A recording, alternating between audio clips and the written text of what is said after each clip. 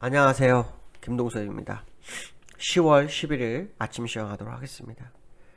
오늘 새벽에 끝난 미국 시장은 나스닥은 좀 많이 빠졌고요. 다우는 별로 안 빠졌습니다. 어제 이어 오늘 이틀 연속으로 미국 시장이 약간 조정을 주는 그런 상황이었는데요. 시장의 화두는 어저께 생산자 물가지수 발표 후 소비자 물가지수에 관심을 갖는 상황이었습니다.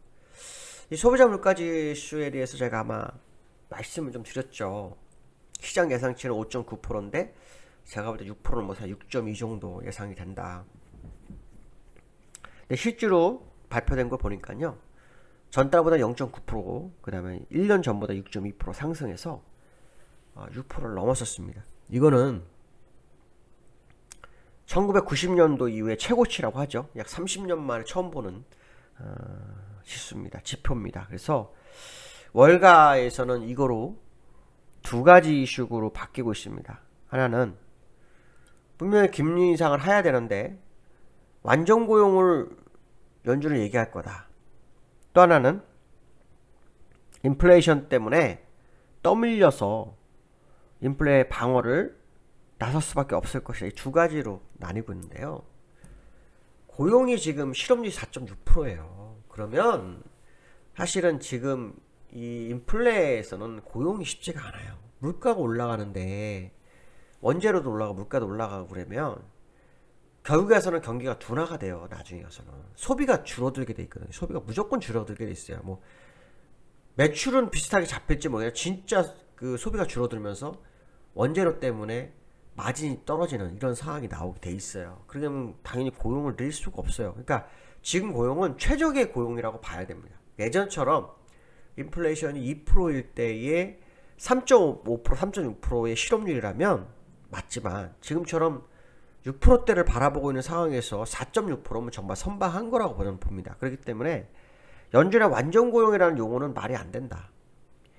오히려 떠밀려서 할 거라고 봅니다. 왜냐하면 제가 몇 번 말씀드렸는데 인플레이션이 2% 목표를 잡고 10년 동안 양적 완화와 저금리를 했어요. 근데 그 10년 사이에 2% 올리는데 굉장히 어려웠어요. 간신히 2% 맞추면서 재작년부터 금리 인상을 시작했고 2년 정도 금리하다가 코로나 맞아갖고 다시 제로금리를 갔거든요. 제로금리 간 상태에서 지금 작년 3월 이후였으니까 지금 어떻게 된 거예요? 약 1년 한 5개월 동안 제로금리 다시 유지한 거거든요. 근데 그 사이에 인플레이션이 터져가지고 6%가 왔어요. 그럼 이거는 그냥 일시적으로 터졌다고 보기는 어려운 겁니다. 이건 이제 본격적으로 터지는 거기 때문에 12월 달에 인플레이션을 보고 아마 대응을 할 거라고 봐요. 무슨 말이냐면 12월에 6% 밑으로 내려오면 연준을 좀 버티려고 할 수도 있겠죠. 그래도 높은 거예요. 굉장히 높은 거예요. 엄청 높은 건데도 그런 거 있잖아요. 고점보다 낮아졌어. 연준 이런 짓 잘하거든요. 그럴 수도 있고요. 만약에 이거보다 더 높아져 버리면 이제 연준은 화들짝 놀라서 뭔가 해버릴 겁니다. 이거는 아마 정상적일 거예요.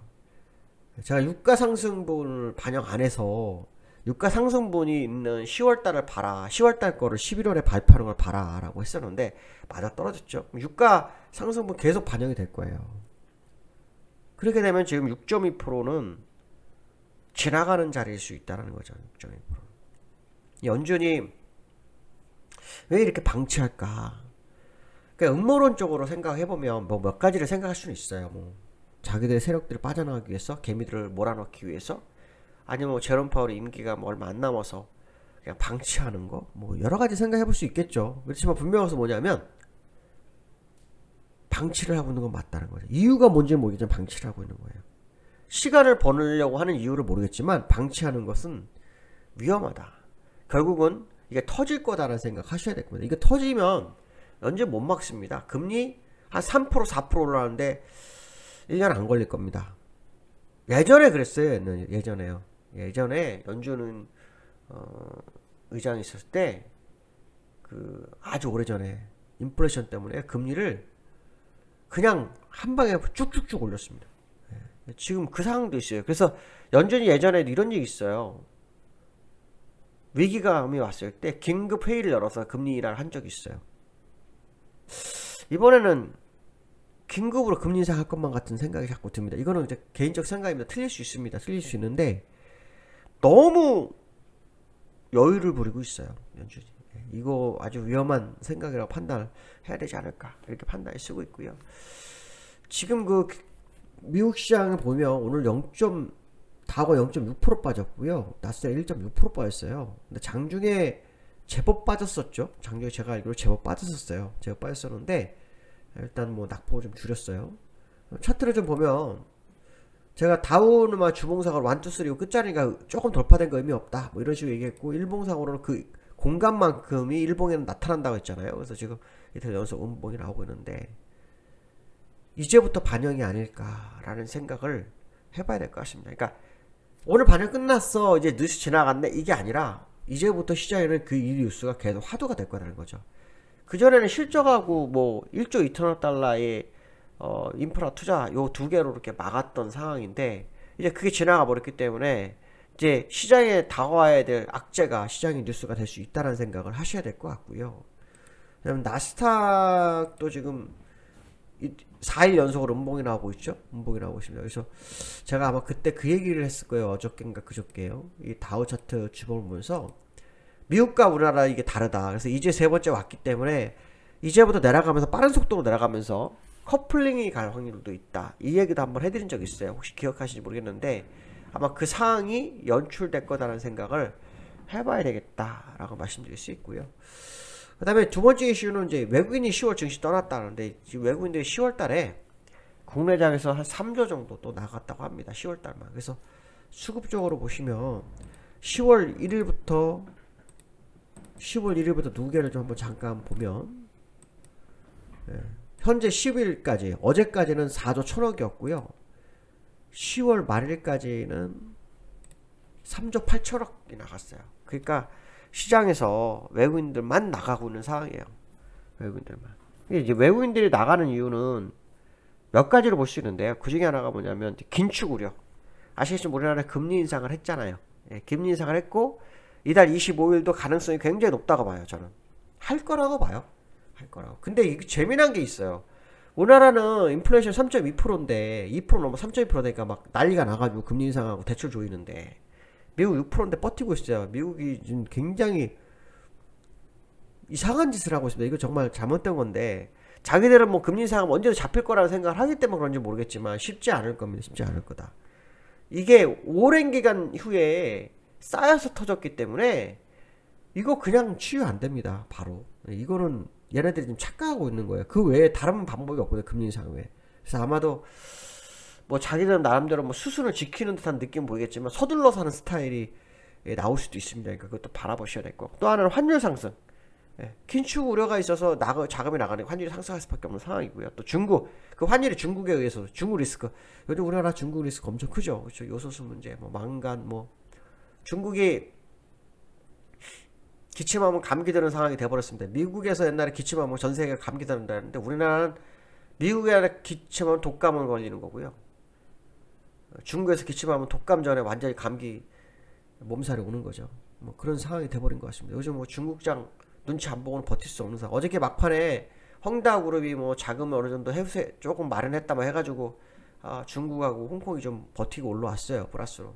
그게 이제 오늘 우리나라 시장에 어떻게 영향을 미칠지 모르겠지만 중요한 것은 소비자 물가 지수였고요. 또 우리나라 시장은 미국 시장도 중국의 악재를 보통 한두 달 뒤에 한 달, 두 달 이렇게 뒤에 영향을 받는 경향이 있어요.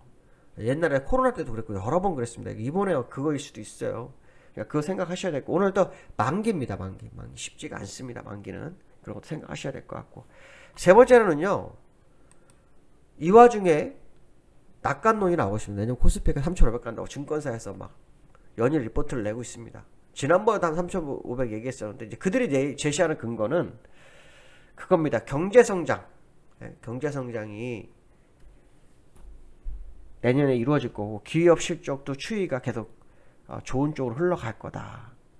그래서 경기 사이클이 시장을 이어갈 거다. 반응이 되면서 크게 반응되면서 이어갈 거다 이러는데 그건 그때 가서 열어보는 게 맞을 것 같습니다. 왜냐하면 금리 인상이 본격적으로 되는데 금리 인상 되는 시점에 이 낙관론을 피력한 것이 어떻게 보면은 정말 진짜인지 아니면 가짜인지 생각해봐야 되겠지만 이건 쉽지 않은 생각입니다.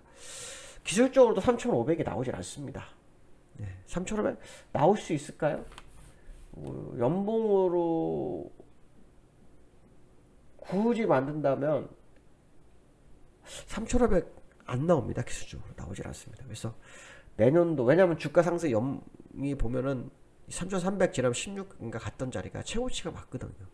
근데 옆으로 우상향 된 그 높이가 완만해요. 그렇게 막 가파르지가 않습니다. 그래서 내년도 상승이 3,500이 가능한지는 뭐 좀 더 열어봐야 되겠죠. 분명한 것은 뭐냐면 긴축이 시작돼서 한 번밖에 안 하는데 갑자기 이 얘기가 나왔다고 합니다. 예를 들어서 긴축이 일정 시간 나오면서 일정 부분 계속 진행되는 과정 속에서 뭐 내년 연말쯤만에 이 뉴스가 나왔다면 그러면 신뢰를 조금 할 수 있을 것 같은데 지금은 조금 아닌 것 같은데 이 뉴스가 나옵니다. 그래서 이게 뭐 시장을 또 투자가들에게 뭐 안도의 상황을 연출할지 모르겠지만 뭐 좀 더 시간을 두고 지켜보는 게 맞지 않을까 이런 생각도 해봐야 될 것 같습니다. 유동성이 없는 장세에서 더 높은 지수로 가는 거는 만만치 않거든요.